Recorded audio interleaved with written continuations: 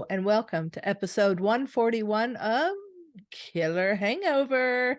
I'm Bettina. And I'm Beth, and my mom just told me I look like my background. Well, yeah. I don't know if that's a good or a bad thing. I guess I blend in like a little chameleon over here. I don't know. I wouldn't worry about it. Not at all.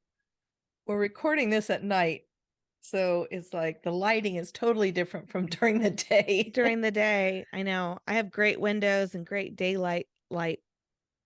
I have great daylight light during the day. And at night, it's just, it's dark. Oh no, we're off to a great start. Oh, well, I have the true crime. Bethy has the paranormal, and the drink. Mhm. Let's start Yes. off with the drink, my dear. And I'm actually drinking the drink, like for real. I'm not just going to sip on it because we're doing this during the day. And I got the kids. The kids are asleep. Alex has got them. And I am drinking a cocktail.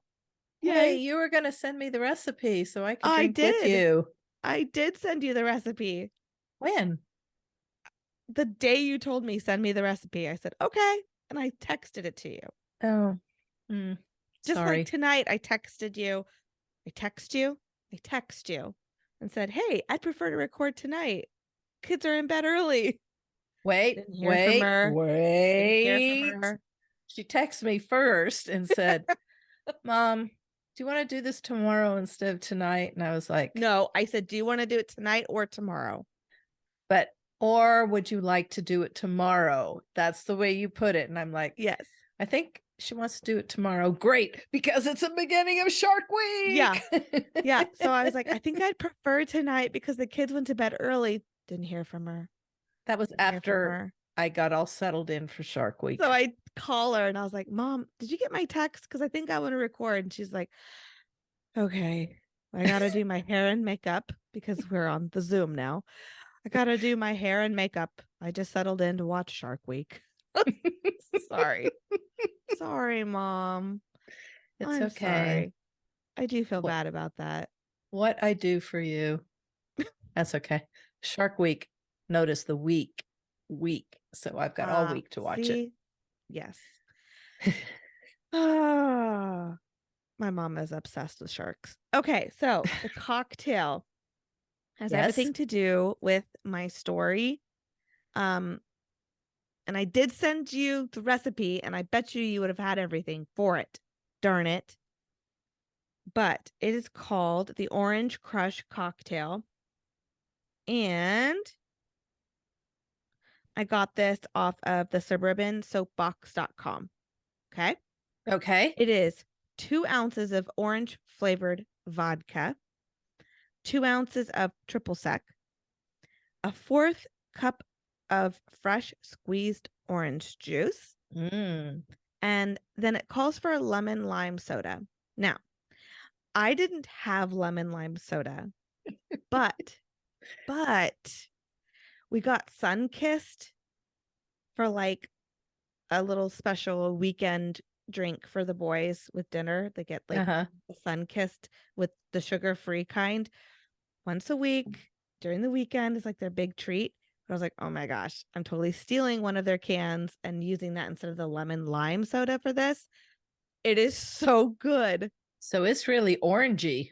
It is, but it adds that extra like zing to it. It's really yummy.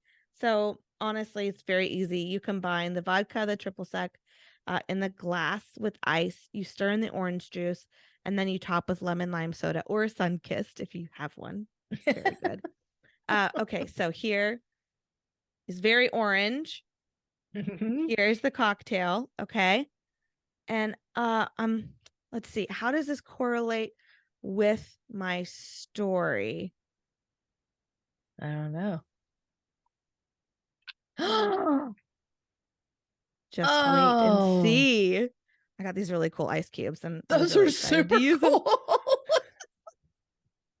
So this is how this will correlate with my story. Are those really ice cubes? Those are so cool. Yeah, I washed them and I put them in a bag here. And then I Oh my just gosh. Is that so Amazon? yeah. Oh, So if you are watching on the YouTube, this is going to be very distracting. I'm sorry. I'll try to keep my drink down because this will flash. it does. But It's flashing on your microphone. sorry. I'll just drink this really, really fast, I guess. Oh boy. No, Because don't, honestly, because this story is this hard to follow, so you can't drink too fast. oh great. It's Oh, we should put flashing like a off. flashing. We need to put a flash warning on this episode, I think. This is quite Can I you probably put should have something only put over the top of the glass while you're not drinking it? yeah. Oh, yes, I'll use this.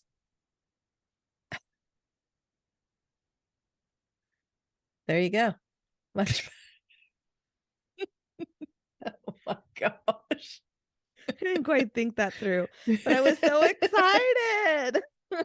Okay, I'm getting those. Those are so cool. And you just wash them off and you put them on a paper towel, and once they're dry, it stops splashing. Wow. I got them for drinks, but I thought they'd be really cool for the boys to play with in the bath too. Oh yeah. Yeah. Yeah, They'd like bath that. time fun. Yeah. Oh, cool. All right, put that down. You're causing seizures. All right, Mom. Oh, I am ready I don't know if you for your are or not. story. I've warned you about this one. Okay. I told you it takes place, well, it takes place in a lot of places, but initially I told you Oklahoma. Oklahoma. Mm-hmm. So, all right. You ready? Now this is an extremely convoluted story. It has like a bunch of places. It has a whole lot of names, most of which are aliases. And it has a lot of twists and turns. Okay. So I'm Should gonna I try. take notes? I'm gonna Is this one try. where I need my notebook? Yikes. I'm gonna try my hardest to keep the road somewhat straight, but I'm gonna have to flip from forward to backwards. Okay. So anyway, if you get lost, just I'm ask already me. lost with what you're saying. Just ask me, okay? You'll understand what I mean. Now, I also have to say that your heart will probably be really heavy after this story, so I hope you have a really light paranormal. Oh boy. And listeners, be aware that there's child abuse and sexual abuse throughout the entire story. Okay. I'm going to lighten it up real fast with a drink. A lot of my information came from the Netflix movie Girl in the Picture, which probably a lot of you have seen. That's a documentary, right? Not a It movie. is. It is. Okay. And I watched it and I was like, oh, I've got to cover this. I've got to cover this because I was even a little confused watching the documentary. So I'm like, okay, I got to look into this. And Beth had said that she'd not seen it, so that was another. I don't think I have. I'll Okay. have to hear your story here. I'm trying to cover Okay. this drink. Maybe after you listen to this episode, you'll want to watch it because they have interviews with actual, like the victim's biological parents, and a lot of people are interviewed in this that Okay. would be kind of, I mean, it is kind of interesting to see. All right. On April 25th, 1990, on a highway outside of Oklahoma City, 3 guys in a truck noticed that what looked like a bunch of groceries strewn on the side of the highway. So they were like, this doesn't look normal. What's going on? So they parked, they got out and they looked. And amongst the strewn groceries was a blonde woman that was lying there. She was barely alive, but she was still alive. And it definitely looked like a hit and run. So they called the hospital, of course, and they called the ambulance. They got there.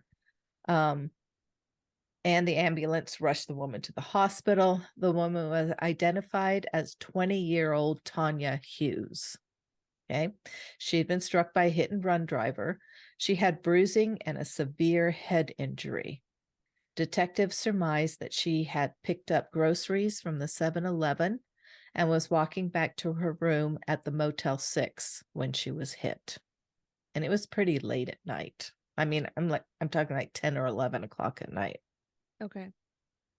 Her much older husband, Clarence, was notified and told the police he was at the motel waiting for Tanya, but must have fallen asleep. He visited her the next day at the hospital. Okay. Okay. Also waiting for his mom's return from the store was 2-year-old Michael. The little boy plays a part in this very horrible story. So little Michael will come up later. Tanya died 5 days after the hit and run. She never regained consciousness. Tanya had worked as a dancer at Passions, a strip club in Tulsa, Oklahoma. The ladies at the club thought that Tanya's parents should be told about her death, so they called around. All the huge Tanya Hughes. So all the Hugheses, they called. Gotcha. And hey, do you have a daughter? They did find a woman. She answered the phone and, do you have a daughter, Tanya? And the lady's like, what are you talking about? Yes, I had a daughter, Tanya. She died 20 years ago and she was 18 months when she died. So they're like, all right. So who is the person we were dancing with? Who was the person we were working with? The ladies did get together though, and they erected a headstone for Tanya. But they didn't know when she was born. They just knew when she died, and they just knew that her name was Tanya. So on the headstone was Tanya, and that was actually it, just Tanya. But you said she had an elderly husband. Why didn't he bury her or do the headstone or anything? One has to wonder. Why didn't he know who she was? Well, guess what? The day after Tanya died, Clarence dropped Michael off at a foster care and zoomed out of town. So he was nowhere to be seen or heard from. And she had died from a hit and run? Yeah. Are we sure about that? We're not sure about anything in this thing. Okay. The police ran a nationwide search for the identity of the hit and run victim. In Georgia, now this is just kind of weird, but in Georgia, a mother was watching, Good Morning America or whatever, and they flashed, can you identify this woman? We're looking for identity. And the mother calls her daughter up, Jenny Fisher, and says, turn on the news, watch this. Isn't that Sharon Marshall? So Jenny turns on the TV and says, yeah, that's Sharon. And the guy in the picture next to her, that's her father, Warren. And it's Warren Marshall and Sharon Marshall. So Jenny had gone to high school with Sharon, and they had been best friends. And then they'd lost touch with each other. Okay. So she goes to the FBI and says, that girl in the picture, her name is Sharon Marshall. And she went to Forest High. And her father's name was Warren Marshall. But the FBI said, the guy in the picture, if we're talking about the same people, the guy in that picture is that woman's husband, not her father. And Sharon's like, no, that was her. Not Sharon's like I'm sorry. Jenny's like, they're confusing me even more. So now the FBI has a name and they're going to start peeking into her past. Now, I couldn't really find much on Sharon as a little girl, but her and her father traveled around a lot. So it was like strange things would happen and then all of a sudden they disappear, and then strange things would happen and they disappear. So She was put in a lot of schools, but only for a short period of time, is what I can gather. But she did attend Forest Park High School. She was the class of 86. Classmates and friends have nothing but positive things to say about Sharon. She was very smart, very driven. She was in ROTC, Science Club, and the Gifted program. Her dream was to become an aerospace engineer. And to do that, she applied to Georgia Tech. Her senior year, Sharon got the news. She was offered a full ride scholarship to Georgia Tech. Wow.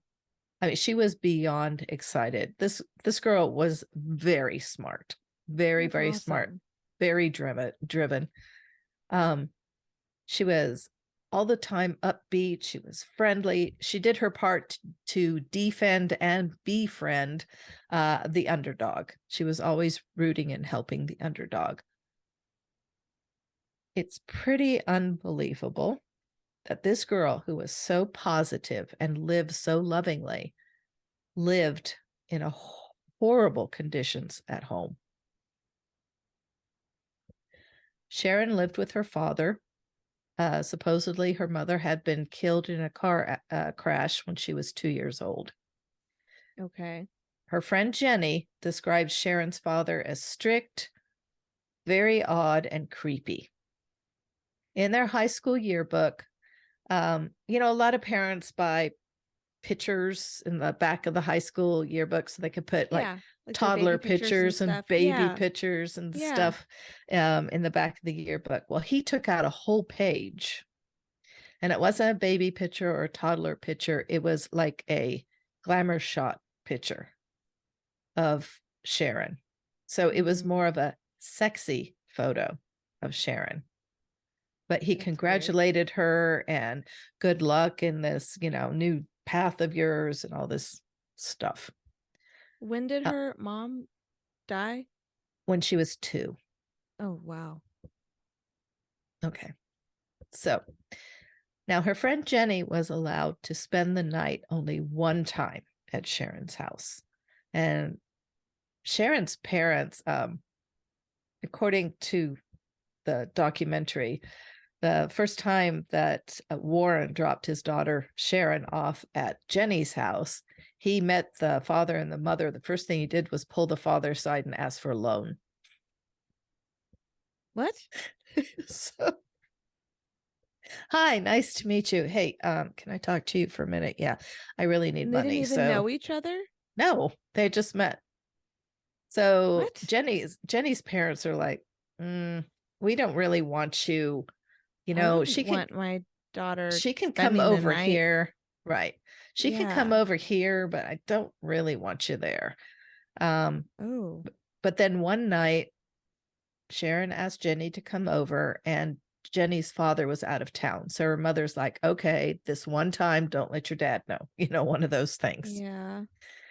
So, unfortunately, what Jenny witnessed that night changed her life forever. To begin with, Sharon opened one of her drawers in her room, and Jenny noticed very sexy lingerie. When she asked about the contents, Sharon said, "Oh, Daddy buys this for me." How old were they?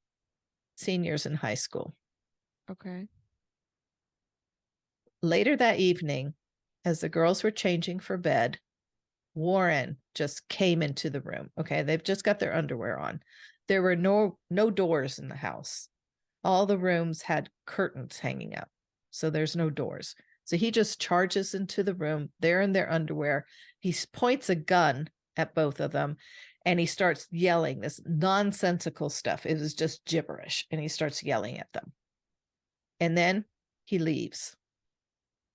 And of course, Jenny is like really shaken up and embarrassed, and she'd been in her underwear, and she was scared. She just had a gun pointed at her. But Sharon didn't seem to really be phased, and she said, "Oh, don't worry, Daddy's just being silly." What? But Daddy wasn't being silly. Warren came back into the room with the gun.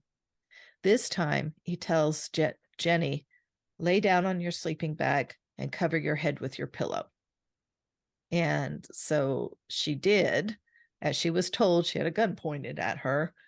And the whole time that she was laying there, Sharon was beside her being raped by her father.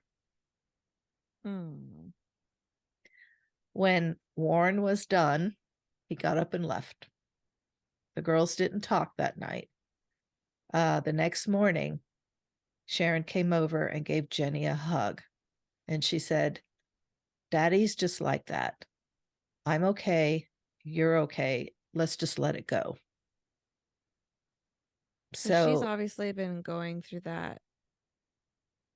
that was not the Wow. first time. Let's just say that. Very much not. Very, Yeah. Mm-mm. Wow.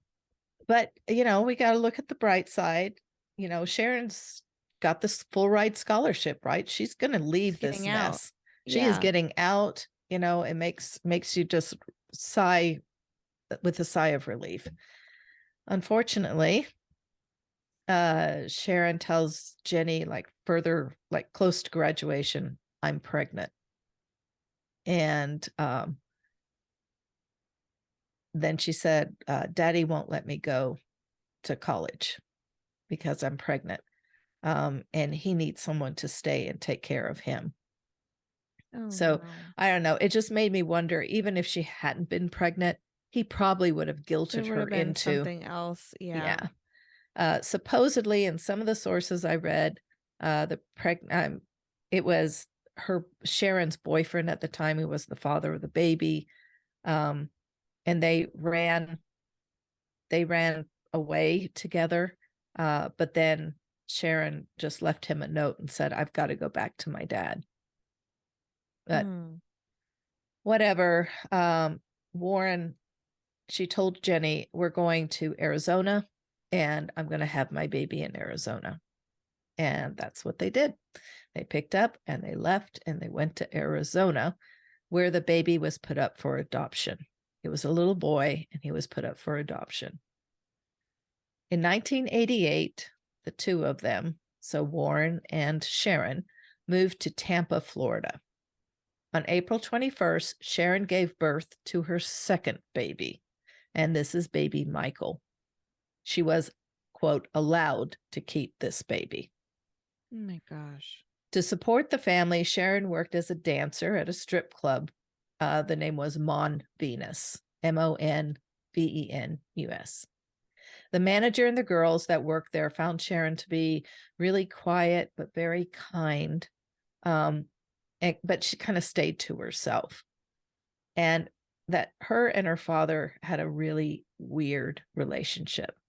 But they also saw her with Michael. Maybe she brought him in sometimes. I don't know. But they saw her with Michael, and she was a loving, loving mother with Michael. They had a really wonderful relationship.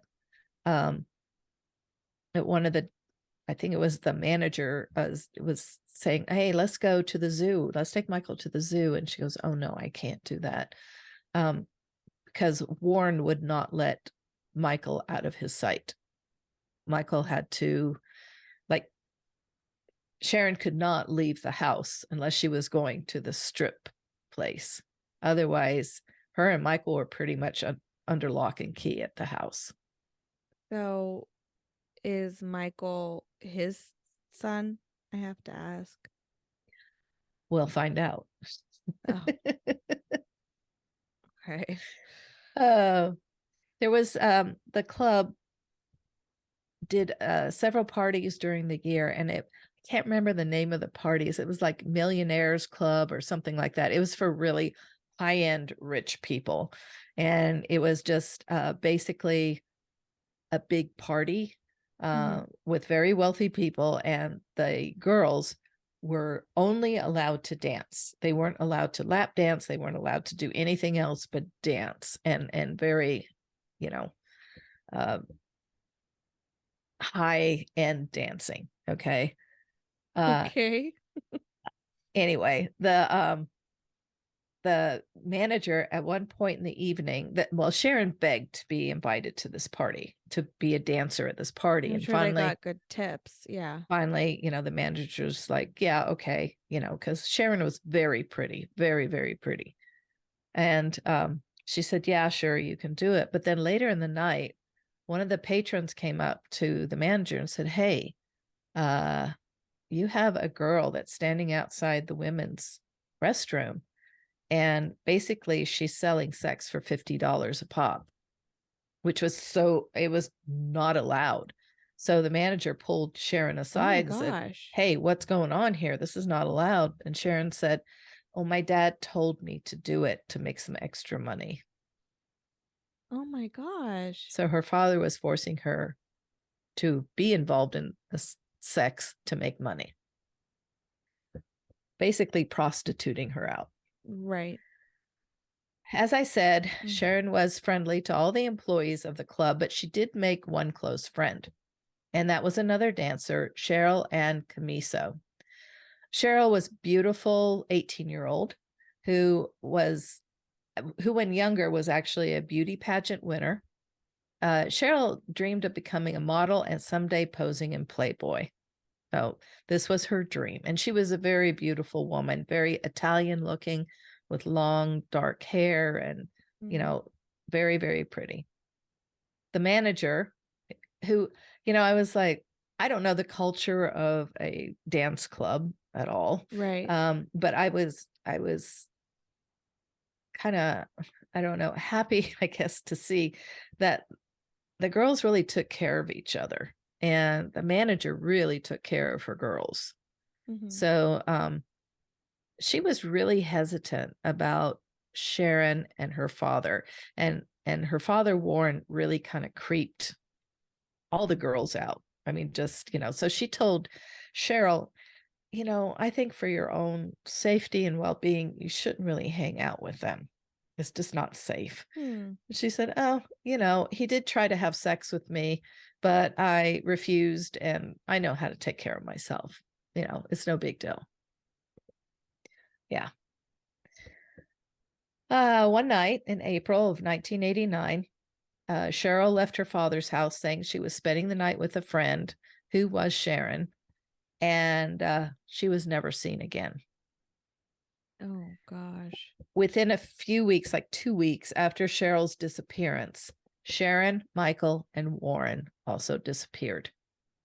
2 days after they had left town, their trailer exploded. Now, I think this was to get rid of evidence. Any evidence. Sure. A family, and I use that term lightly, headed to New Orleans. They changed their names, Clarence Marcus Hughes and Tanya Dawn Tadlock. These were names that they found on gravestones at the cemetery, at a cemetery. Okay. While in New Orleans, the two were married. Okay. And Tanya had another child who was put up for adoption. How did they get married, though? Is there like literal... You need like your birth certificate. Is there like a real marriage? No, it's a real marriage. It's documented. They got married. A lot of things. How? You can fake a lot of things, Beth. And I don't know. I mean, this is, back in 89. So I don't know, but they were legally married, I guess. Okay, so Tanya had another baby. This time it was a girl, and the baby girl was adopted by Mary and Dean Defren. Yeah, Defren. They named their daughter Megan, and she was raised with a lot of love and attention. So this was a good thing. The Hughes family moved to then Tulsa, Oklahoma. So we're still Tanya, and what did you say? Isn't it Clarence and Michael now moved to Tulsa, Oklahoma? Here, Tanya worked as a dancer at the strip club Passions, which brings us to the beginning of the episode, okay, where she was found on the side of the highway. As I said, one day after Tanya died, Clarence put the 2-year-old Michael into the foster system and left the state. Ernest and Merle Bean took little Michael in. They described the child as initially being nonverbal, having bouts of tantrums when he didn't get his way that became so out of control. The child would run into the kitchen, which had a tile floor, run into the kitchen and bang his head so hard on the floor that they had to grab him. They had to grab him so that he wouldn't bust his head open. And they just had to hold him until his tantrum left him. They said that when the social worker dropped him off, the social worker told them, okay, he only drinks out of a bottle and he only drinks Coke. Oh my gosh. Coke or Pepsi, one of the two. Anyway, but they did say that by the end of that week, the child was drinking milk and it was out of a cup. So he was a smart little boy and he caught on really quickly. You have to imagine what he was seeing at home. I can't even fed and everything at home. I know. And what he was seeing and what he was used to, and just, oh my gosh. It didn't take long for Michael to become part of the Bean family. They had other children also. He became a bright, funny little boy, and I will probably cry somewhere in this episode. I'm really sorry. But this boy was he was beautiful. He was just beautiful. He had dark brown hair and these huge, huge brown eyes. And all the pictures I saw, he had this beautiful, bright smile. Well, because you're crying, something obviously is going to happen to him. The family had Michael for 4 years. And in 1994, they began adoption proceedings. Oh. By this time, Clarence had come back and was demanding Michael be returned to him. So he did have parental rights. And that's the number one, goal for fostering, is to get families back together eventually. Yeah. Well, he didn't have full custody though, because he had just dropped him off and left him, right? So he had you have to go through like the court visitation and all that kind of stuff. He had visitation rights, but every time he came to pick Michael up, Michael would hide under the table and say, "Not that mean man, not that mean man. Please, I don't want to go with the mean man." But of course he had to, Okay, so along with adoption proceedings, the children have to do DNA testing to make, to do the parental, to make sure their parents are who they say they are. So they did the DNA testing and it was discovered that Clarence was not the father of little Michael. He was not the biological father of the boy. And he lost all rights to Michael. So, sigh of relief, right? Not so fast. In 1994, Michael was in the first grade at Indian Meridian Elementary School in Choctaw, Oklahoma. On September 12th, Clarence entered the school, confronted the principal, James Davis, threatening him with a gun. He forced Davis to take him to Michael's classroom, where he proceeded to grab Michael. He forced the principal and the little boy into Davis's truck and raced away from the school.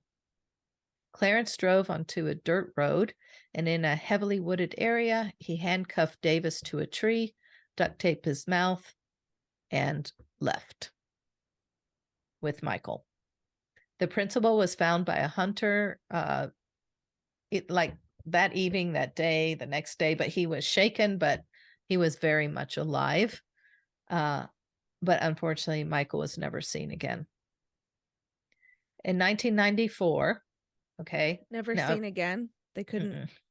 Never seen again. So, and I will go into that. But now I'm kind of going to leave Michael and Clarence. We're going to go back to Florida. In 1994, a skull was found. And after further excavation in that area, a skeleton, fragments of clothing, jewelry, and a breast implant was found off of Highway I-275 in Tampa Bay, Florida. The skull showed 2 bullet holes to the back of the head and crushed bone underneath an eye. The woman had been killed and dumped, but had no identity. They named her Jane Doe I-275. Okay, now back to Clarence and Michael. So now there's a nationwide search for Clarence and Michael. The FBI tracked the principal's truck to Texas and then to Kansas. The truck had broken down and Floyd had simply ditched it. I mean, it wasn't his to begin with, right? So no problem. Right. He just left it.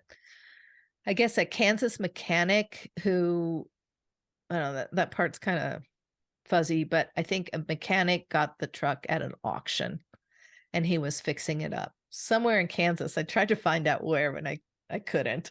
But somewhere in Texas or in Kansas, he got this.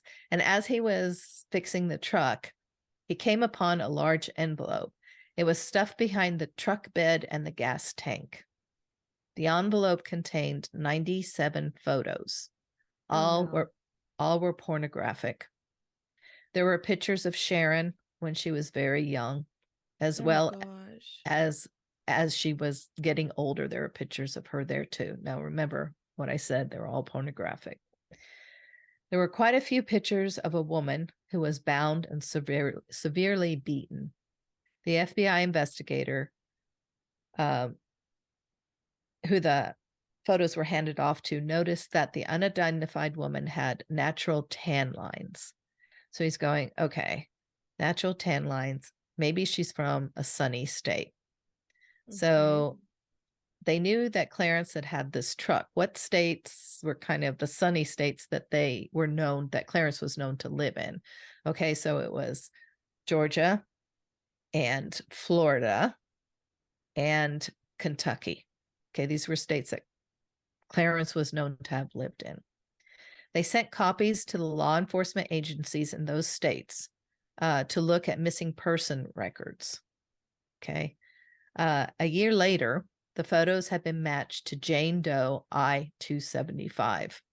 The injuries on the woman matched the injuries on the skull, and the scraps of clothing matched the bit of clothing that the woman in the photo had on. It was Cheryl Camiso. So they had found her. You remember who she is, right? Yes, that was the dancer. That was friends with her, with Sharon. The images of Cheryl that were in the picture, the pictures, also included some furniture in the background, all according to witnesses belonging to Clarence, whose real name by this time is known, and it's Franklin Floyd. Okay, I will called him Floyd before. I will refer to him from now on, unless I go back, but from now on as Floyd. Okay, so yeah, you Franklin called him Floyd in the last little that he picked up Michael, and you called him Floyd then. Okay, well, he's Franklin Floyd. Okay, from birth. So I was a little confused, but I was like, okay, did she already tell me? And I forgot that his name was Floyd. Okay, we're all on the same page here. I think we all knew what you meant. I hope not.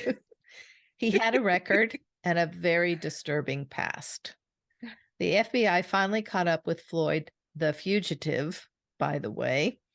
He had been like a fugitive for 20 something years. So how did they find out his name was Floyd? It was he had been picked up after he dumped the truck. He did something and was picked up and was in jail. And so then did they like match prints or they something? matched prints and stuff, and he has quite the history. But anyway, when they had him in custody, he didn't say anything about Michael. He refused to say anything about Michael because we still don't know where Michael is. Floyd was tried and convicted of Cheryl's death in Florida on the basis of photographic evidence. He received the death sentence. Okay. Now, as you and I do not like to go into the lives of the murderers because it's not worth it. It's just, but I am. Story is much more important. I'm going to make an exception this time. And this is where it just gets really crazy. Floyd had a terrible time as a youth, which probably contributed to the horrible, despicable man he was going to become. Okay, here we go. Floyd was born in 1943. He and his two siblings were sent to a home when they were very young. The father was gone, either he had left or he was dead. The mother was an alcoholic. In the home, he was physically, emotionally, and sexually abused by the other boys because he was small and thin. In 1959, he ran away from the home and enlisted in the army, lying about his age. In 4 months, he was kicked out because of lying and forging his papers. I was going to say, they will figure that out. 2 months later, he was arrested after breaking into a Sears store, excuse me, and exchanging gunfire with police. He was sent to the Preston Youth Facility. Sears store. Yeah, Do they have Sears. Sears anymore? I don't know. I don't think so. Sorry. Took that as a little bit of a nostalgia there. I don't know if there is a Sears anymore. I don't know either. There isn't in our town. That was It's actually one of gone. my very first credit cards was a Sears credit card to build my credit. I bought my first refrigerator on that credit card. Oh. We Sorry. had all our appliances were from Sears, actually. Dishwasher, refrigerator, washer and dryer, everything came from Sears. I don't know if there's a Sears anymore. Anyway, Sorry. so now he's in this youth facility. Okay. He was released in January 1962. In May of that year, he kidnapped a 4-year-old girl and raped her. Oh my gosh.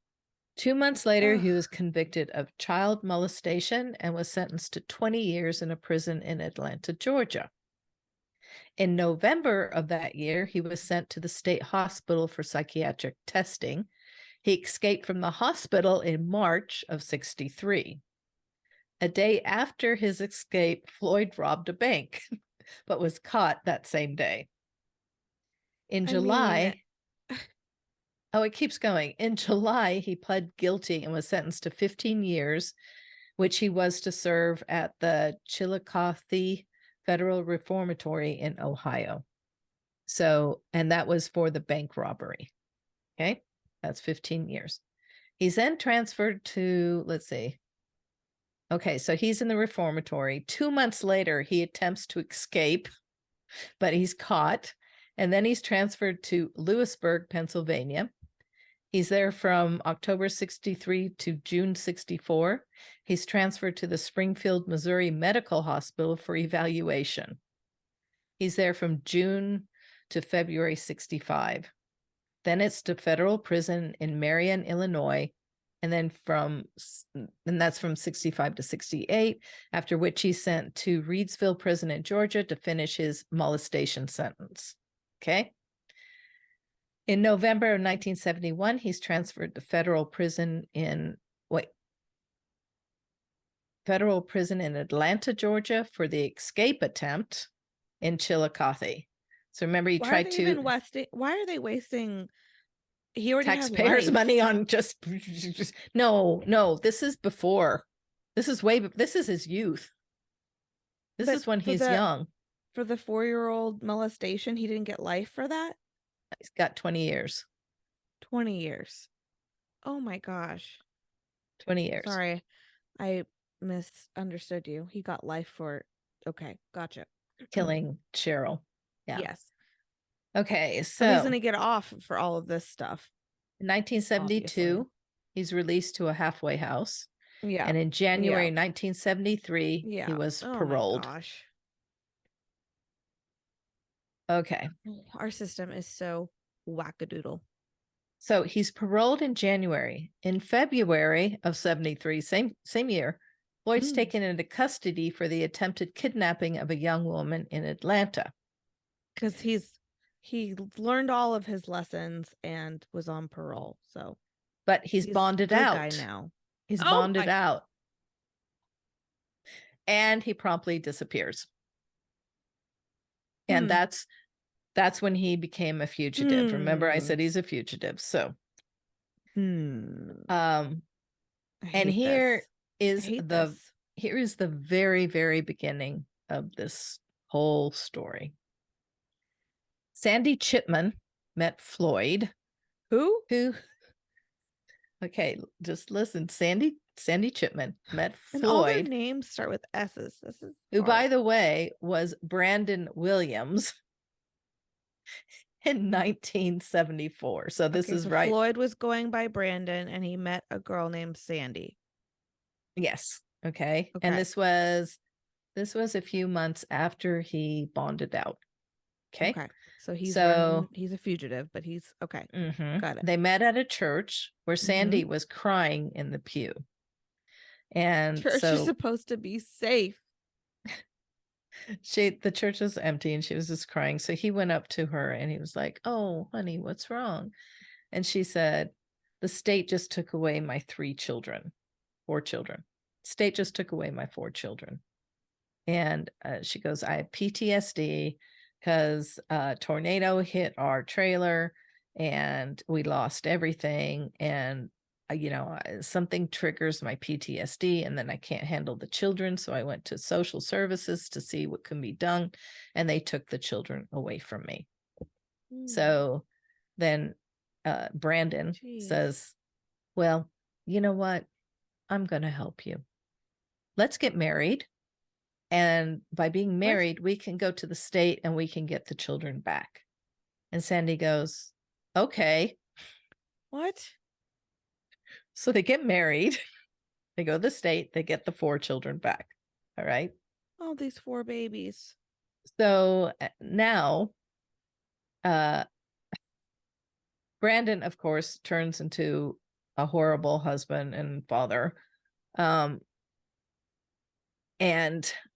he's very untrustworthy, very violent. But one night, Sandy has to go and get diapers for the baby. So she goes to a 7-Eleven. She goes to a convenience store. They have no money, so she has to steal the diapers. She's caught.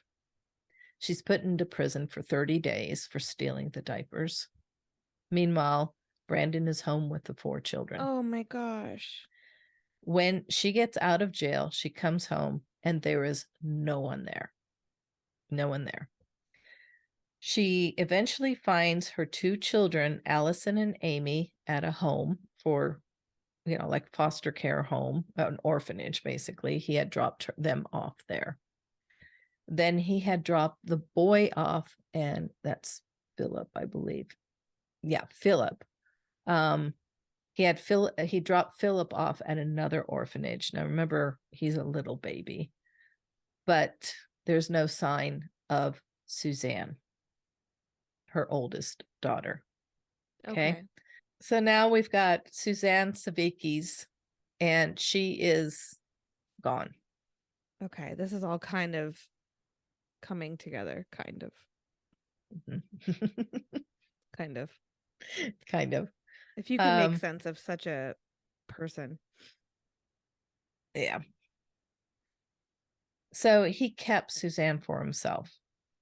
Now she's like, Ugh, I don't know. She was chicken bumps. Probably 4 years old when he took her. Jeez. And he started his abuse at that time. They moved from state to state, claiming that she was his daughter, all the time sexually abusing her from the age of 4 to the day she died at the side of the highway outside of Oklahoma City. Linda Williams, Sharon Marshall, Tanya Dawn Tadlock, and Tanya Hughes were all Suzanne Marie Sevaskis. The book, A Beautiful Child, was written by investigator journalist Matt Birkbeck, and it was published in 2004. It led to interest in the case, and in 2011, led the National Center for Missing and Exploited Children and the FBI to revive the case. The 2 FBI agents interviewed Floyd in 2014. Now remember, he's on death row in Florida. And he revealed Sharon's true identity. 39 years after she was taken by Floyd and 24 years after she was murdered. Now her true identity is known. Floyd also admitted to killing Suzanne's son, Michael, on the same day he kidnapped him. He was irritated. He was irritating me, by being a typical 6-year-old boy riding in the back of the truck who had just been picked up by the mean man. Anyway, with a gun. With a gun. From school. So Floyd said, yeah, he was irritating me, but I made it quick by shooting him twice in the back of the head. He then said he buried the boy oh my God, that poor at the last exit out of Oklahoma into Texas. An extensive search was made, but Michael's remains have never been found. And although Floyd admitted to killing Michael, he has never admitted to Suzanne's death, which remains unsolved to this day. So we will never, I don't think we'll ever know. It really could have been a hit and run. We don't know. We don't know anything.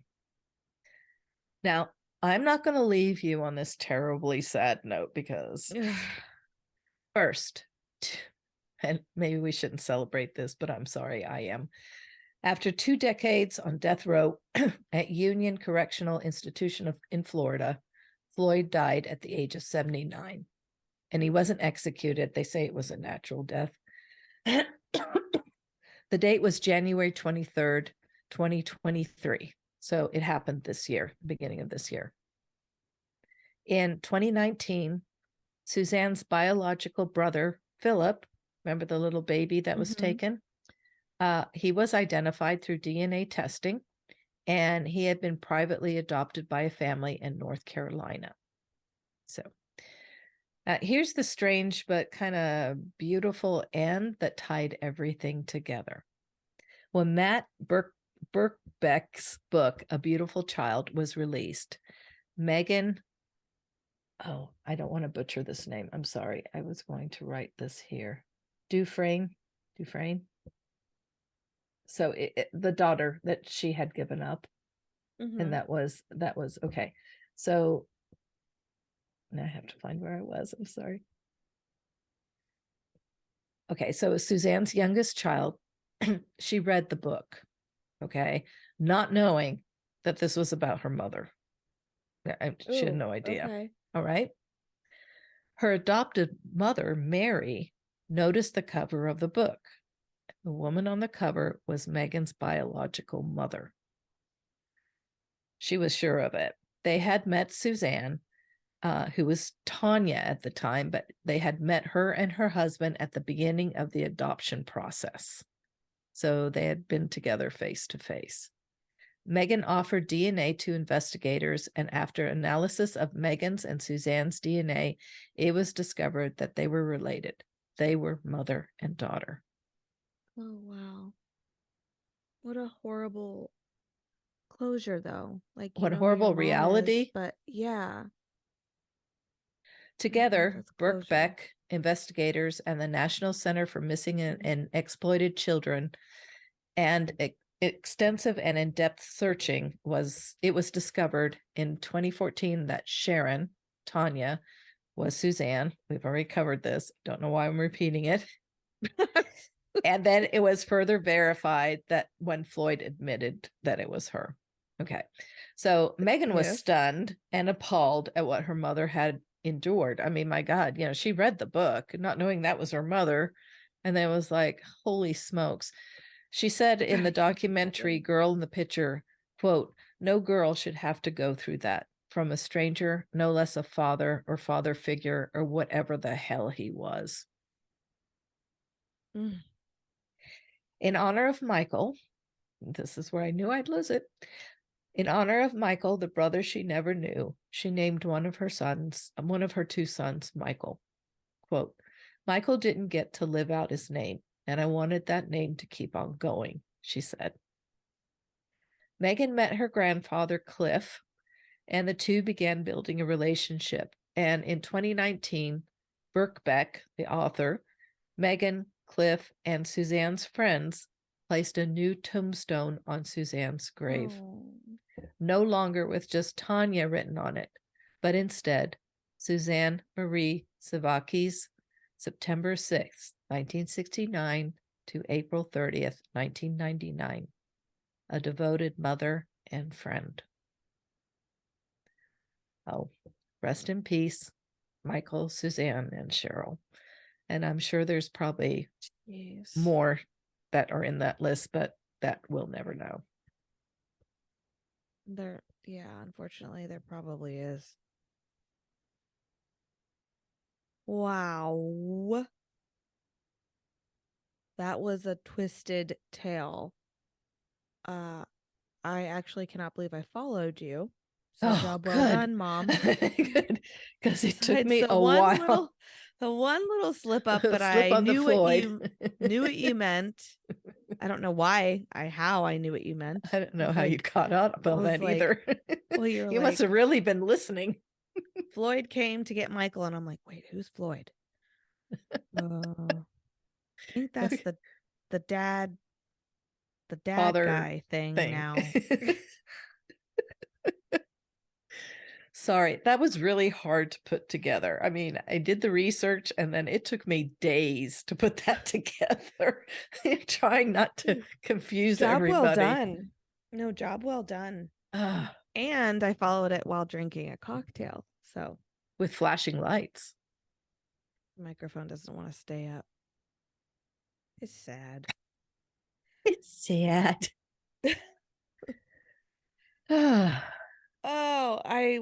Okay. I'm gonna attempt to lighten things up then. Please. I'm going to lighten things up. Are we ready? I think we are. We're more than ready. I think so too. Okay. Mom told me that this covered a lot of states, but the main one she told me originally was Oklahoma. So that is where I looked for paranormal. And I actually came up with a really fun story for our patrons in all of my research. So if you guys want to hear that one, it's actually really good. We're going to cover that on Patreon. And then a little side note too. If you join Patreon, you have a week to do this. There's a riddle that we posted in our last Patreon exclusive video. And you're supposed to message me, join Patreon first, and then message me the answer to the riddle. And you're going to get entered into winning this really cool Hunt a Killer detective box that Mom and I go on and on about. It's a mystery game box to solve a murder. It's so much fun. So I mean, I am gifting that for Patreon. So go ahead, join Patreon. We do exclusive. If you don't know what that is, guys, it's $5 a month. We do extra episodes on our off weeks that we're not releasing full episodes out regularly. That makes sense.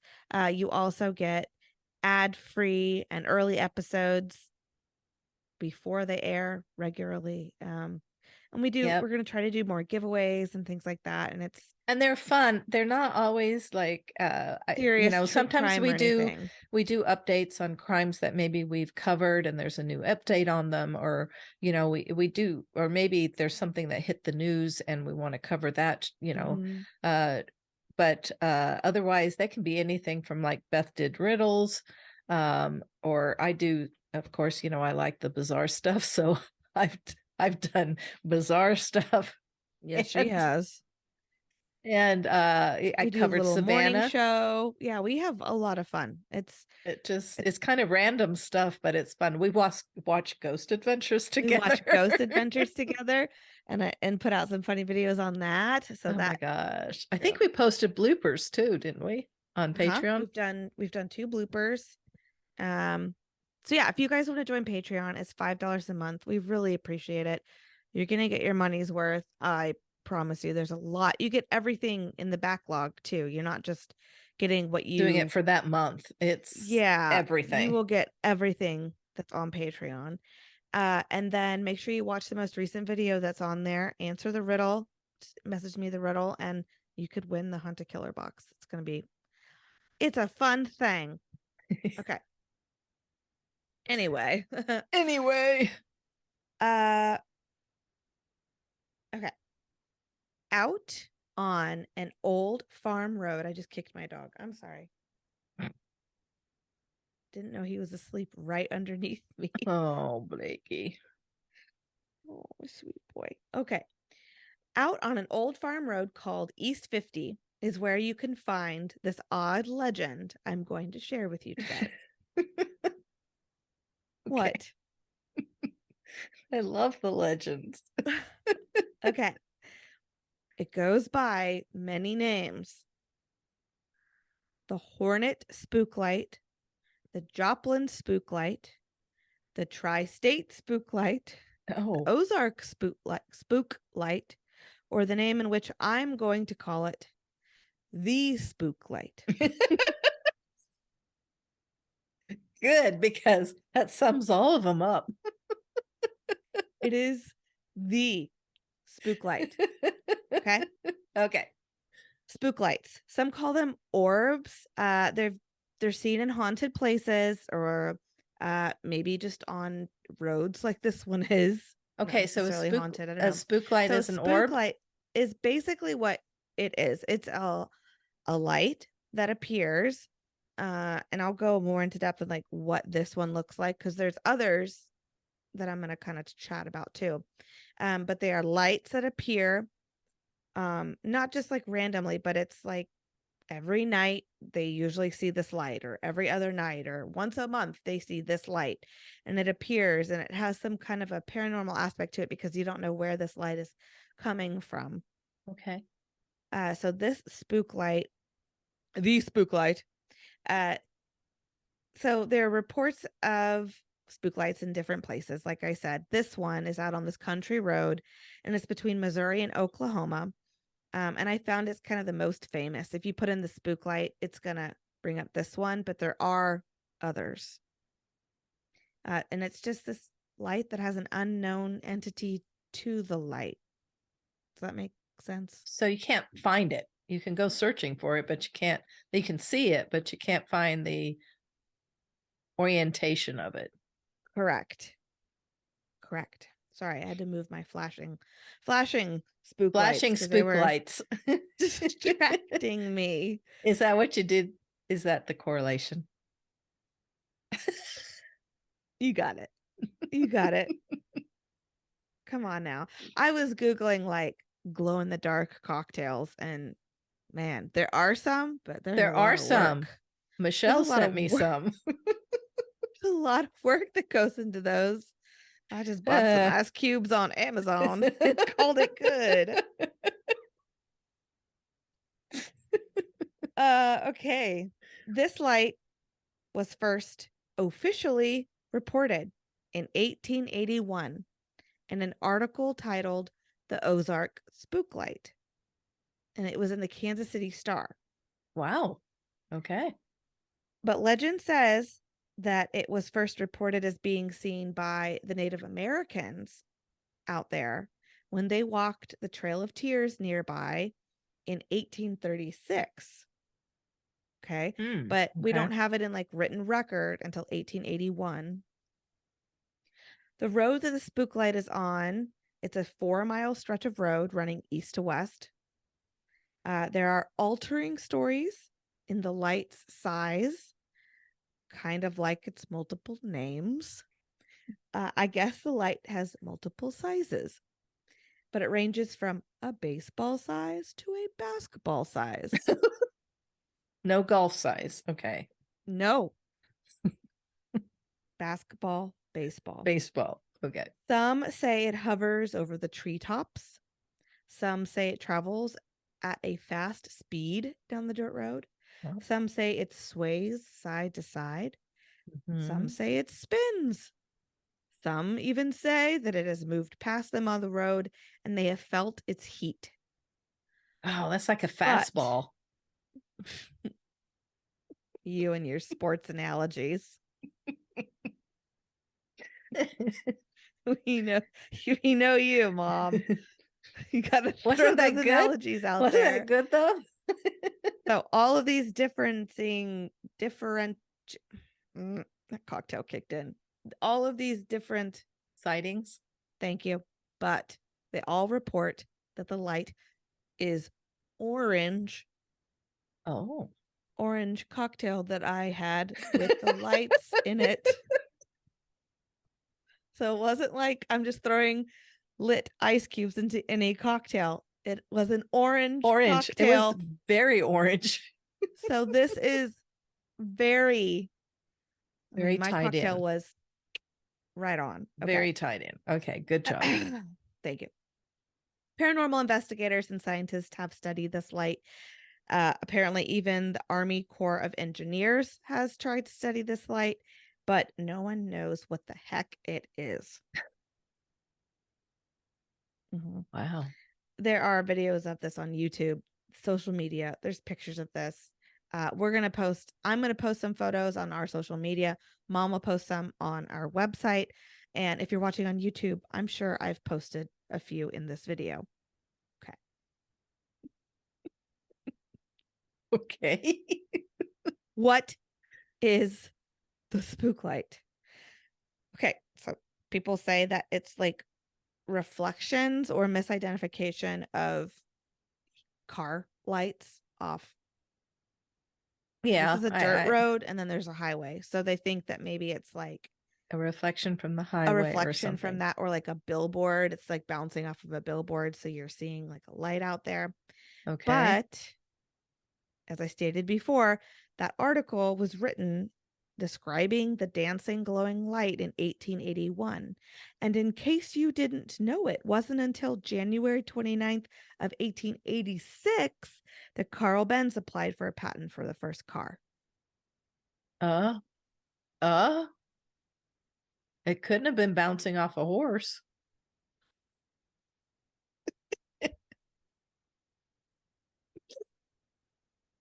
No, it couldn't have. I'm just drinking water, so I can't even. It's just late at night, so you just got the late night giggles. Okay. Because my story is so serious. Let's get back into it.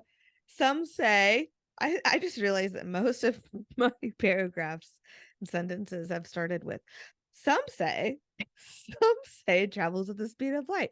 Some say that it's just a misidentification of a car. And some say that because the area we would not even have noticed that, but now we are so in tuned onto it. I'm going to attempt not to say it anymore, but some say but you that will. Because some say that because the area is on a fault line. Oh. Does that have to do with it? This causes some electrical atmospheric charges. In the shape of a ball? Of light. I know, but in the shape of a ball? I am not a scientist. I'm just telling you what some people say, Mom.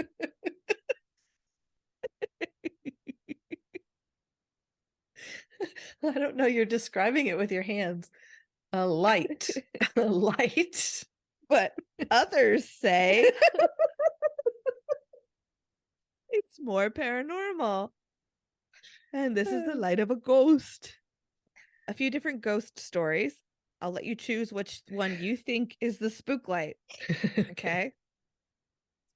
A Native American woman fell in love with a young man. However, her father would not allow her to marry the man, as he did not have a large enough dowry. He didn't have enough money. He was too poor. Then the two ran away together, and they were chased by the local Native American warriors. And this is the Copa Native Americans, Quapaw. So I just want to. I don't know. I'm so sorry. So as the warriors got closer and closer, the two grabbed hands and leaped to their deaths into the spring river. Shortly after this is when the light appeared. Okay. Another story that's told by some people.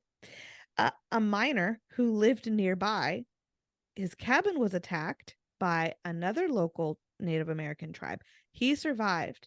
His wife and children were taken, and My note says that his wife and children were taken by his lantern, but no.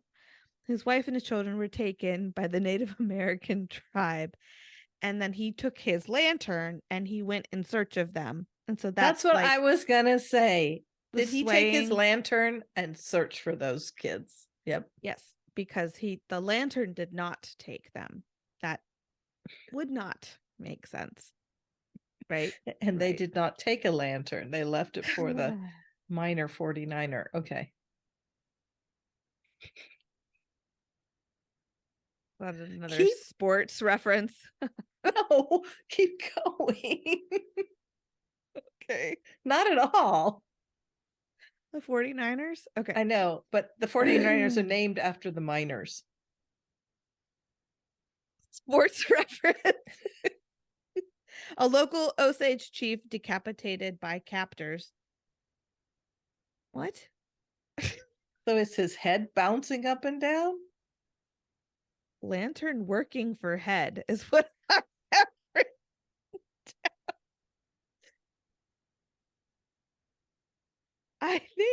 I think my notes are supposed to say he's out there with a lantern Looking for his head. For his head.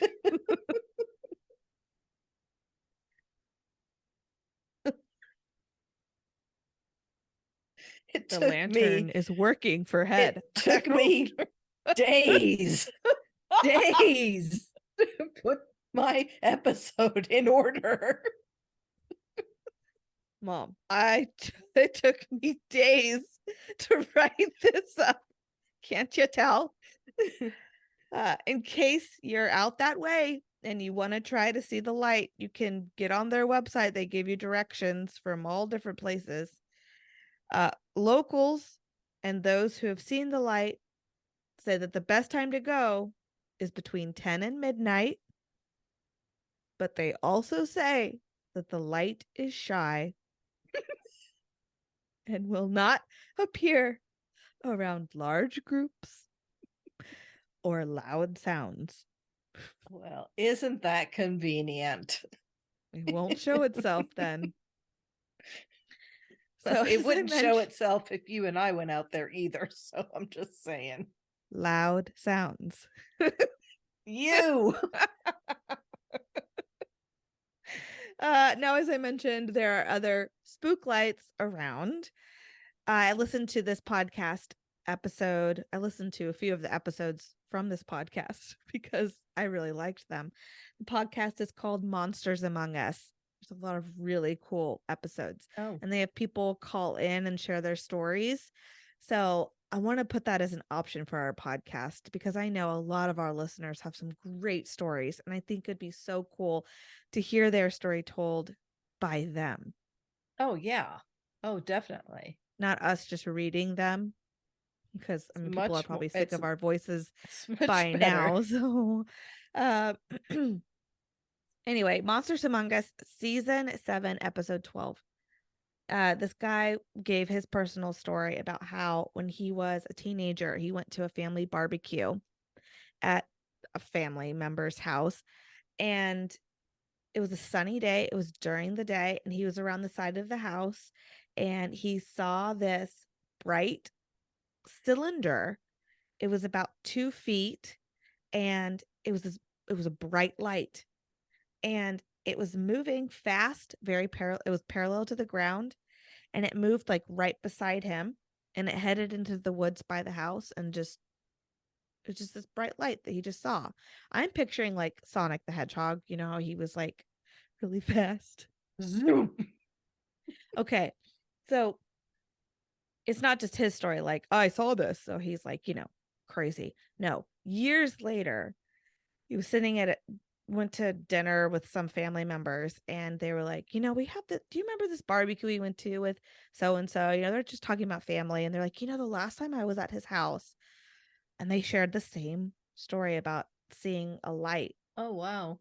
And when he had seen it, he didn't tell anybody because he thought he was going crazy. So he was like, oh my gosh, I witnessed the same thing 10 years prior.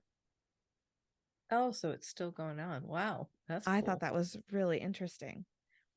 And that's not really a story. Like if I saw that, I don't know. I mean, maybe I would tell you, but I don't know if I'd be going around telling like all my family, like, I oh saw a my gosh, light. I just saw Sonic the Hedgehog run by and run into the woods. Like, I mean, most of my family already knows I'm crazy, so they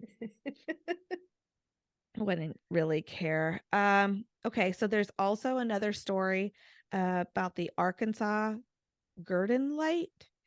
This light was featured in Unsolved Mysteries.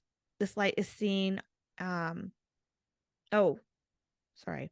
I forgot this story. Now it's coming back to me now. It's seen on a now unused railroad between St. Louis and Dallas, like a Oh. track. Mhm. There are like so many reports of this light. It's crazy. Some people report seeing it hundreds of times themselves. So it's not like I saw it once when I was 10. It was, oh yeah, I've seen that light hundreds of times. So what Yeah. does this light do? Just go along the track So or? the light dates back to the 1930s. And um and to differ from the spook light, the Okay. description of this light, this spook light, is they're all the same. Okay. They're They're not all the between same. They're not baseball and up in the basketball. trees or down. Yeah, they're all the same. Very consistent. The light is 1 to 3 feet above the tracks. It shines for about 10 seconds and then disappears, and then comes back for 10 seconds and disappears. It's a soft light. Um, Does it move? I mean, when it comes back, is it in the same place it was? Or is it further down the track? it will move, so it's not Okay. always seen in like the exact same place. Okay. Shortly before it was first seen, so this is the story of what they think this spook light is. Shortly before, okay. A section foreman, Will McLean, confronted one of his workers. He believed the worker had something to do with one of the trains derailing outside of town. He thought the worker had sabotaged the track or something. McLean fired the worker. The two got into a skirmish, and the following day, McLean's body was found on the edge of town next to the tracks. This is a true story. The worker's name was Lewis McBride, and he was executed at the state penitentiary in February 1932 for the death of Will McLean. Hmm. It was after McLean's death that the light started showing up. It's believed the light is McLean's lantern. Lantern. The first time the light was seen, it was seen by another conductor. He was riding on a train and he saw a light traveling the same speed as the train on the outside of the tracks. He was paralyzed with fear. It followed the train for a little over a mile and then veered off. And the conductor described it as heading straight towards the cemetery. Oh. After that, the light has been seen basically nightly.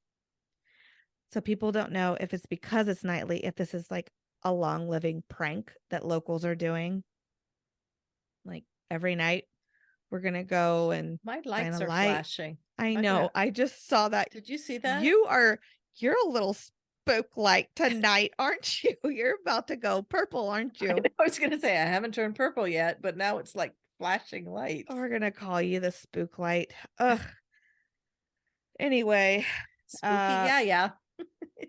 is this a prank or is this paranormal? I'm Uh-huh. leaning more towards paranormal. And let me tell you why. Because I have experienced a spook light before. Dun, dun, dun. I'm going to share a personal true life story if you want me to. True life story Actually, you saw with your own eyes. if you want me to. Uh, you know what? I don't know if you don't want me to because I can't hear you. So turn us off now if you don't want to listen to Because I'm going to share a it. personal story. Okay. So I'm like nervous to share this story because I don't want you guys to think I'm crazy, but this happened. This really happened. And I honestly don't know that my college roommate would attest. I don't know because I feel like she was in complete denial. when it happened, I will just start with, I don't know how they paired freshman college roommates. I don't know how they do that. I don't know how they do it either. I was out partying every night, and she was waking up and going to daily mass every morning. So I really don't know how they paired us up. A wonderful, wonderful soul. I really loved her, but it was just, I don't know how they, Well, you need don't know how someone they to did that. save your soul. So So here I was trying to communicate with the spirit that was in our room, and she was out the door. Like, anyway, I'm rushing to the end of the story. Okay, so this is my freshman year of college, and we were living in a new dorm. It was probably only a couple years old. So whatever was there, I don't know what it was. I moved in and everything was fine. I really think this started, it was like second or third semester is when it really started. Our room was on the third floor of 4 floors, right? There's 4 floors there. I know I wasn't on the very top, and I know I wasn't. I was in the middle, so it was like second or third floor. But I just wanted, to know reference of my room. Our room faced the parking lot, and we were right next to the bathroom that everybody would use on our floor. We had 2 bathrooms on the floor, but ours is right next to it. Anyway. And it's a pretty large dorm. I would wake up in the middle of the night to the oddest scratching noises. And it sounded like they were scratching like around the walls. So I was like, okay, is this the bathroom? Like, is there somebody over there scratching? Is it a pipe? Is it like, is it just water running that just sounds like that? It got my attention, but it didn't keep my attention. It's the best way I can put it. Going back to sleep. And that went on for a week or so. Then I'd wake up to the scratching noises around my room and a flashing of light. And I was like, Mom, you know this story. Don't act like you haven't heard it. But you're at the parking lot. Could be cars. Exactly what I thought. I said, okay, that is very clearly just cars. So I just rolled over and went back to sleep. This continues for week after week, but as I wake up and look, it is a ball of light. And I notice that this ball of light, now that I'm actually focusing on it, is purple. Some nights it's blue. And I am just like, see, it changes, but it is more of like a purple blue color. It's not a color that a car light would necessarily have. And it was floating around the room. It wasn't just, I wasn't misinterpreting a light flashing out in the parking lot. I don't know. And it's not like some huge parking lot either. And for reference, we went to a very small school, but the parking lot was there. And then there was just field, and like, then the football field is up the hill, but it was far away, like up a hill. There's no way that could have ever been a light. Things did progress after I started to see this spook light. And that's why I think these spook lights can really be paranormal. I don't know if that's just how spirits show their energy, but I know things started to progress in our room a lot. The TV would turn on in the middle of the night. That was kind of the biggest tell for me that it was paranormal. And I think that's when I started telling my mom, like, Mom, there's something going on. It's really weird, because the remote will be on my desk and it'll turn on. And it's nowhere near us. We're not accidentally doing it. I think the scariest thing that happened was I was sleeping, and we always kept our room very cold. We liked it really, really cold. We'd even open the window. We liked it so cold. And I had this really big, I think it was your old down comforter, but it was like filled with feathers. It was a German feather bed that actually my grandmother, it was when they escaped during the war, that's one of the things that they saved. Yeah, great. So that's probably where I brought the spirit in. I didn't know that. It was I'm my like I'm rethinking everything now. It was my grandmother's old feather bed. It was. Okay, but it was heavy. It was very heavy. Oh no, it was heavy. Yep. I was And it dead wasn't asleep. thin, it was thick. No, it was like, and I'm not exaggerating, it was like that thick. It's a thick feather bed. And it would cover it was probably the size of a full. And I was on top bunk, and all of a sudden I woke up and I was freezing. And I realized my blanket had lifted up. It was lifting up. And as soon as I realized it was lifted up, it came back down on me. And like I said, it was heavy. So I was like, oh my God, like, did that just happen? Did I just dream that? That happened 3 times to me. And that's when I started talking to my roommate. And that's when she started telling me of her experiences. She'd woken up to the light. She'd woken up to scratching noises, because we didn't really talk about any of this stuff. We really didn't talk that much. Sweet, sweet girl. And she would let me in when I lost my key and knocked on the door to come get in the room late at night. She was very nice. Let's see what else happened, Mom. I'm like, things just really started to progress after we started talking about it. The paper cup of the styrofoam cup in the middle of the room. That scratches on it, something like that. Well, we started to see scratches then on our bedpost, which, like I said, this dorm room was new. We'd never seen these scratches. I don't remember the styrofoam cup. Why am I not remembering that? How about coming back from class and everything's lined up? So I came back from class, and that was the biggest thing that kind of freaked us out totally. I actually started staying in my friend's room after this. Your poor roommate, did she have a place to go? Yeah, no, she did too. My girlfriend had a futon in her room, and I crashed there for a while. But anyway, I get home from class, and I really had to push my door. We had like a hotel door, so you have a card key to get in.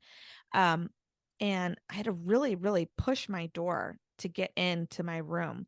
There were pillows and blankets and my down comforter pressed against the door. And that's the only door to get in. So there's no way somebody could have put that there. I walked in, I felt incredibly uncomfortable, and I grabbed my necessities and left.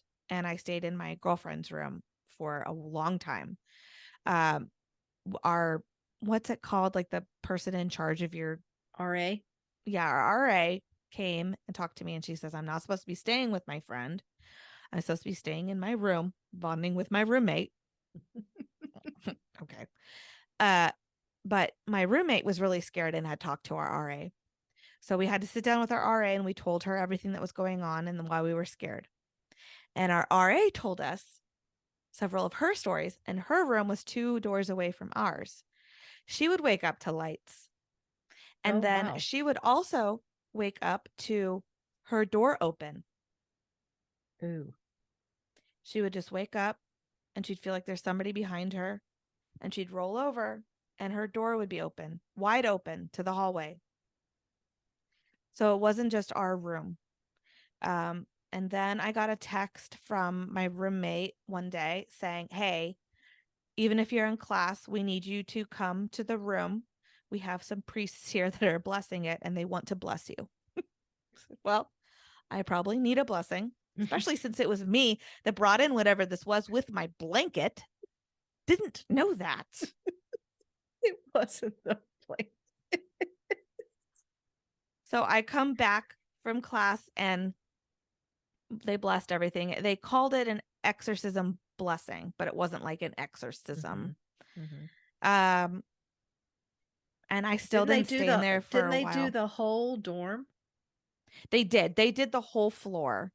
I don't know if they did the whole dorm, but they did do the whole floor. And I was late to it. They'd already blessed our room and had moved down. And then I come running in, and they had to come back and bless me. And then they went back down. But we ran out of holy water. We need more for you. Oh, God. So, my earbuds playing music all of a sudden. Can you hear that? I'm getting spooked. Where's that blanket now? Do you have that blanket? Mm-mm. I don't know where it's at. Did I not bring it home from college? I don't know. That wouldn't be like me at all to lose something. You wouldn't be able to lose this. I don't know where it's at. I have to The look thing was for it. big. So anyway, that is my personal spooklight Wait, you story. had to have an exorcist. Didn't they call up an exorcist to go into your room? No, You I told just me shared that. They did an no, that exorcism was an blessing. exorcism blessing, but I thought some priest walked into your room and it was just like, whoa, we need to. My roommate told me, I almost said her name. I don't want to say her name. My roommate did tell me that she had extra blessings. Like she wanted this thing like really gone. And she was really pissed at me because in the beginning of it all, my girlfriend and I would sit in there and we would be like, if you're here with us, turn on the TV. If you're here with us, move my You yoga ball to didn't. me. Do not blame my feather bed. Well, You I was invited curious. this thing. Things were already happening. And so my girlfriend and I were really curious, just like I am curious now. And I would start to like try to talk to it and have it communicate. And my roommate got so mad at me that I was communicating with it. So after they did like the floor blessing, she had extra blessings. And one of the priests, it might have been an exorcist priest. If that's what I said back then it probably is. My memory is not the best. That's what you told me. Then it probably was, but you're right. I do remember somebody going in there and saying that they just did not feel right in that room and they had And to that do they extra. had to do an actual exorcism. And if I'm room. correct, I think now that you say that, I'm sorry. I did have a whole cocktail. That is the day I was late and I had to come run in and they like poured holy water all over me. That's the day I was late. And yeah. And I think I actually, yeah, this is the bottle from that. Oh, really? Yeah. Wow. That's from that. Wow. And I've had it with me. I have my holy water up here too. We haven't had to do sage or holy water in a long time. Because we haven't really, we've had fun. No. Paranormal. Well, yeah. And this is fun too. I don't know. I never felt like threatened, but it was my first true honest to God personal experience. Like I've always been into paranormal, but nothing's ever happened to me or around me. But whatever it was really trying to get our attention. And I find it really interesting that it was getting my attention, but I didn't verbalize it or say anything to anybody until the TV started turning on and off. And then my roommate and I started talking and she was like, yeah, I noticed this ball of light. And I'm like, you did too? Like, okay. So that was my experience. Can't really wink. Well, thank you for sharing your personal. Now you look like little Evie. With my Spooklight. That's my personal experience of a Spooklight. Oh, those are so cool.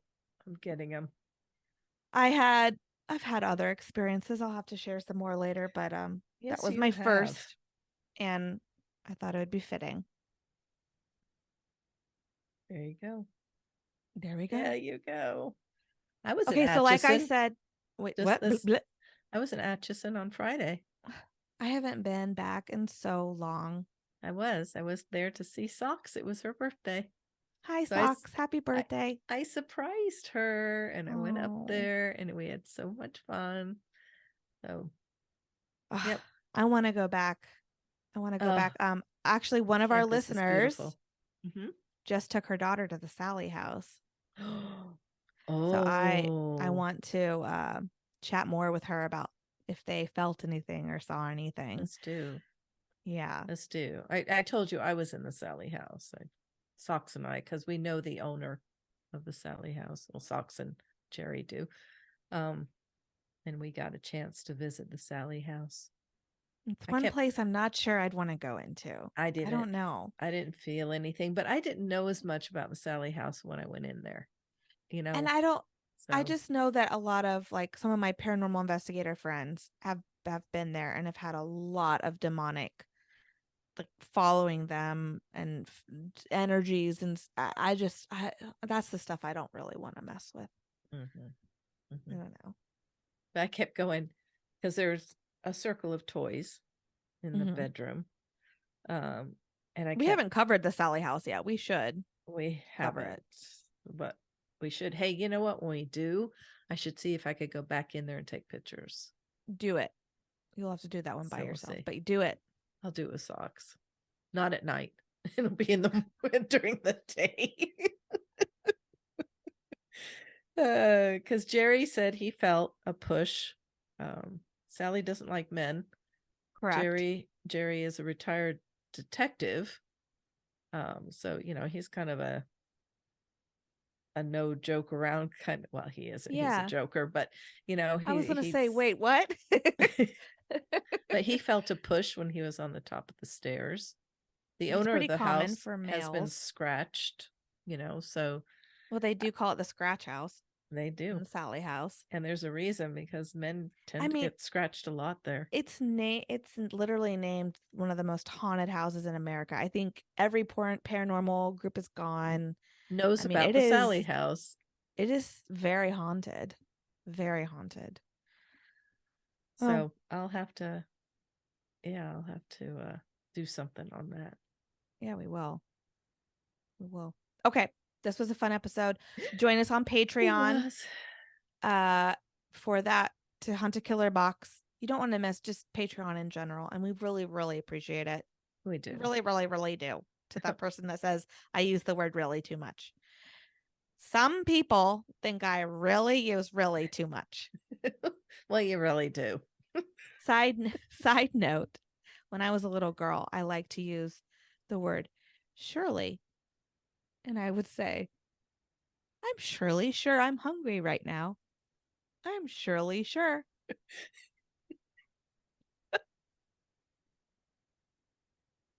I don't even know why I just shared that with everybody, but I'm surely sure I'm a little tipsy right now. Surely sure I am. I'm surely sure this is a good episode. If you want to see resources from these stories, Mom's horrible story and my very thought out, long, hard work of a story, those are going to be on our website, killerhangoverpodcast.com. Also pictures, social media links, Patreon link is there. Email us if you have personal stories, fun things, or just anything, killerhangoverpodcast@gmail.com. Don't forget to like and subscribe. That puts us up higher on the old charts. Oh, Mother. It helps us, and we appreciate it. Thank you very much. I would like to be on the top. Okay, I have to let my dog out. I have to go to sleep. Yeah, you need to go. Cheers, Mama. Oh, with my big Stanley. Cheers. I love you, kid.